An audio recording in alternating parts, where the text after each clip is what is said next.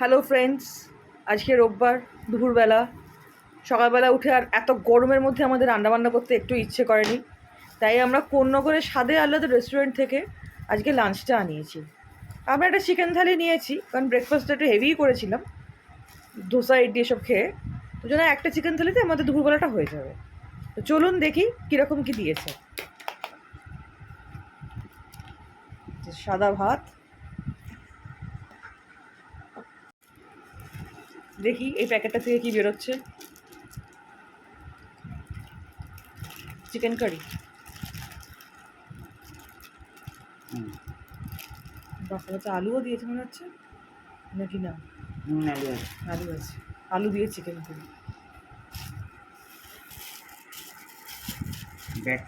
Bat পাঁপড়, কারণ চাটনিও আছে মেনুতে।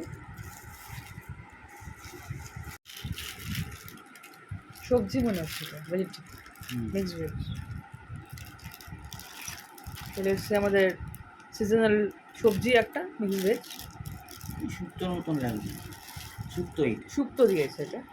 নেক্সট আইটেম যাচ্ছে প্রবাবলি ডাল।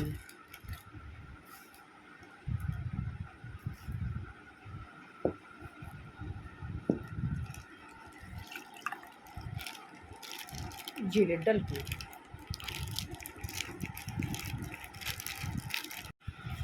বেগুনি দিয়েছে, ডালের সঙ্গে একটা ফ্রাই দিয়েছে, বেগুন ভাজা, মানে বেগুনি টাইপের আর কি। বেগুনি বেগুনি হ্যাঁ, দাও।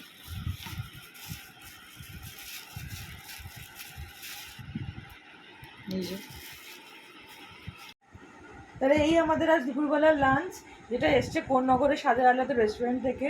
আমরা বাড়িতে আজকে ভীষণ কুড়েমি লাগছিল বলে বানাই নিয়ে, প্রচণ্ড গরমও পড়েছে।